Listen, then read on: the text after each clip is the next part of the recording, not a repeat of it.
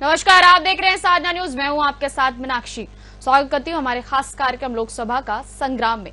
कार्यक्रम में आज हम बात करेंगे रतलाम लोकसभा सीट के बारे में। लोकसभा चुनाव की तारीखों के ऐलान के साथ ही सभी दलों ने 543 लोकसभा सीटों पर अपना समीकरण साधना शुरू कर दिया है। लोकसभा चुनाव से पहले जहां बीजेपी ने अब की बार 400 पार की बात कही है, तो वहीं कांग्रेस ने भी बीजेपी को सत्ता से बेदखल करने के लिए कई रणनीति पर एक साथ काम करना शुरू कर दिया है। बात अगर रतलाम सीट की जाए तो अनुसूचित जनजाति एसटी वर्ग के लिए ये सीट आरक्षित है और यहां पर मात्र 4 बार ही गैर कांग्रेसी सांसद ही चुने गए हैं और हमेशा से ही ये सीट जनसंघ और भाजपा के लिए चुनौती रही है। रतलाम लोकसभा सीट बीजेपी से अनीता नागर सिंह चौहान मैदान में है, तो वहीं कांग्रेस से कांतिलाल भूरिया मैदान में है। बहरहाल आगे हम मंथन करेंगे इसी सीट पर। फिलहाल आइए नजर डालते हैं यहाँ के मतदाता पर। तो हम आपको बता दें, यहाँ पर कुल मतदाता 20,72,288 है। पुरुष मतदाता की बात करें तो 10,29,902 हैं और अगर महिला मतदाता की बात करें तो वो 10,42,330 हैं। अगर थर्ड जेंडर की अगर हम बात करें तो 56 है। 8 विधानसभा से मिलकर बनी है रतलाम लोकसभा सीट। अलीराजपुर जिले की 2, झाबुआ जिले की 3 और रतलाम जिले की 3 विधानसभा हैं, जिसमें से 4 पर बीजेपी और 3 पर कांग्रेस और 1 पर भारतीय आदिवासी पार्टी कब्जे में है। और अलीराजपुर से बीजेपी के चौहान नागर सिंह विधायक हैं, जो कि बीजेपी ने उनको चुनावी मैदान में उतारा है। जोबट से कांग्रेस की सेना महेश पटेल विधायक हैं। झाबुआ से कांग्रेस के डॉक्टर विक्रांत भूरिया विधायक हैं। थांदला से अगर हम बात करें तो कांग्रेस की वीर सिंह भूरिया विधायक है।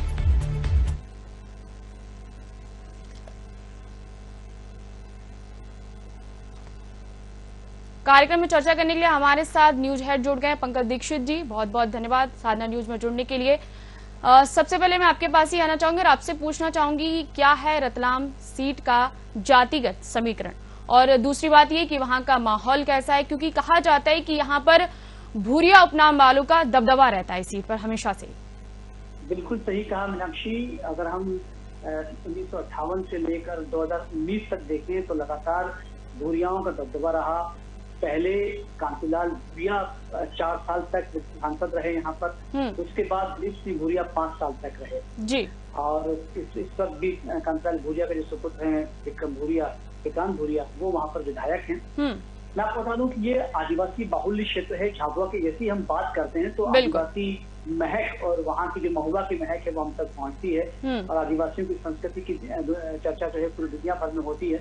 और जब भी हम आदिवासी संस्कृति को देखने की बात करते हैं तो हम झाबुआ जाना चाहते हैं, वहाँ के त्योहारों में रचना बचना चाहते हैं, वहाँ जीवन देना चाहते हैं। तो आदिवासियों का बहुल क्षेत्र रहा है, इसलिए अनुसूचित जनजाति की सीट वहाँ से रिजर्व रखी गई है ताकि आदिवासियों की के जो अधिकार हैं वो उन्हें मिलते रहें, आदिवासियों को जो मूलभूत सुविधाएं हैं वो मिलती रहें और लगातार आदिवासी उन्नति करते रहें।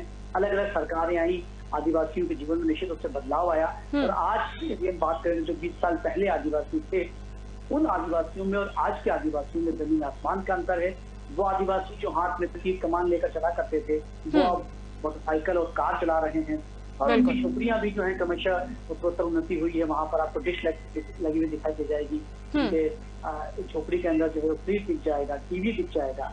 इस तरह से आधुनिक सुविधाएं भी वहाँ पर पहुंच गई हैं। सड़कें अगर आप आश्चर्यचकित होते हैं, हम जब झाबुआ तक पहुंचते हैं और जब अलीराजपुर, जोबट और थांदा पहुंचते हैं, पैसावत पहुंचते हैं, छोटे छोटे गाँव में पहुंचते हैं तो चाहे छोटी सड़कें हैं लेकिन बहुत व्यवस्थित सड़कें वहाँ तक मिल जाती हैं। तो आदिवासियों की उन्नति हुई है।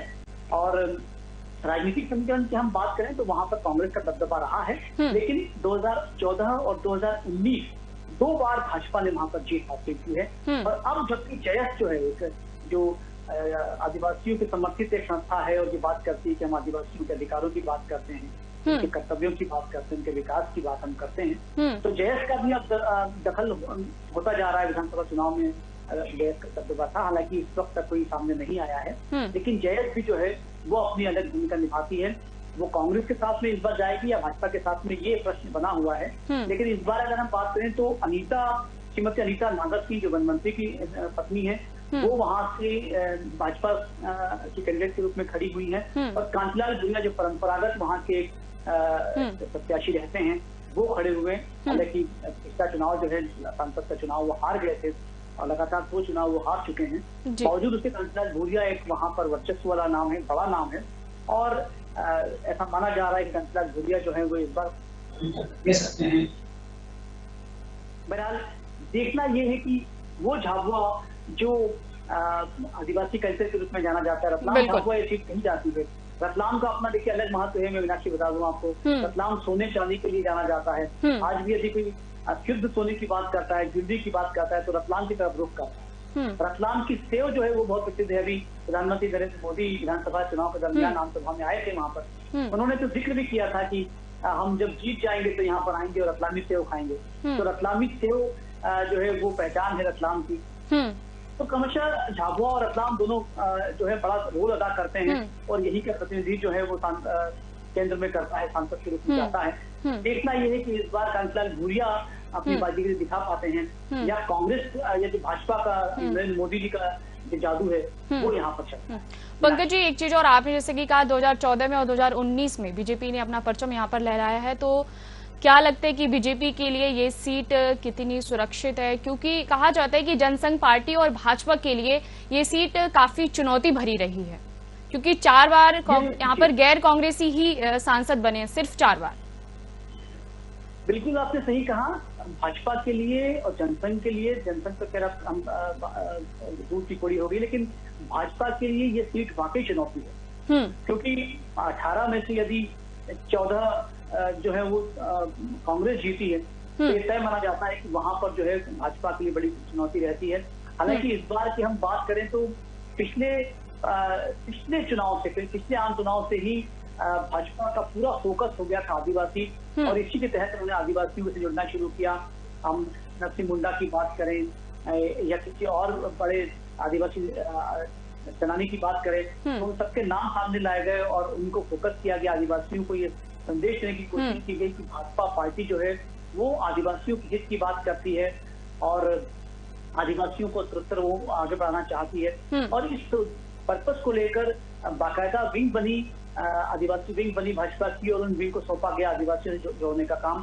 तो पिछले 5 सालों में आदिवासियों पर बहुत काम हुआ है, और ये माना जा रहा है कि वो आदिवासी वोट बैंक जो कांग्रेस कहा जाता था, और जब हम आज से 5 साल पहले की हम बात करें, जब हम झाबुआ जाते थे तो वहाँ की जो महिलाएं हैं और वहाँ के जो पुरुष हैं वो सिर्फ पंजे को ध्यान की बात करते थे। उन्हें कोई नाम भी नहीं पता था कि कौन राहुल गांधी और कौन प्रियंका गांधी और कौन सोनिया गांधी, लेकिन वो पंजे की बात करते थे कि हम तो इस पंजे को वोट देंगे। लेकिन पिछले 5 साल में ये बदलाव देखने को मिला है, और यही कारण है कि पिछला चुनाव जो है वहां पर कांतिलाल भूरिया हारे, 2019 का चुनाव भी हारे।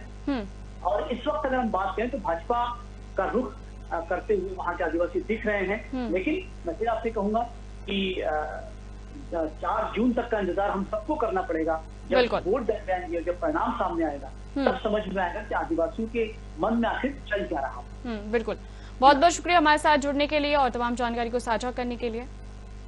तो अभी हम बात कर रहे थे रतलाम सीट की, जहां पर कांतिलाल भूरिया जो है मैदान में हैं कांग्रेस पार्टी से, और बीजेपी से भी दूसरे उम्मीदवार मैदान में। फिलहाल आपको ये भी बता दें कि यहाँ पर लगातार 4 बार ही गैर कांग्रेसी ही सांसद चुने गए हैं, और कांग्रेस की ये सीट मानी जाती है फिलहाल के लिए। और आपको बता दें कि पूरे देश में सिर्फ एक बदलाव से चर्चित हो गई थी ये सीट वर्ष 1962 के लोकसभा चुनाव में। झाबुआ और रतलाम संसदीय सीट की चर्चा राष्ट्रीय स्तर पर हुई थी, क्योंकि पूरे देश में लगभग सभी सीटों पर कांग्रेस प्रत्याशियों के नाम की घोषणा हो चुकी थी। एन वक्त पर तत्कालीन प्रधानमंत्री पंडित जवाहरलाल नेहरू ने झाबुआ सीट के लिए कांग्रेस प्रत्याशी को बदल दिया। उस समय यह निर्णय बहुत चौंकाने वाला रहा। पूरे देश में सिर्फ एक प्रत्याशी बदलने की घटना ने राजनीतिक क्षेत्र में खूब सुर्खियां बटोरी।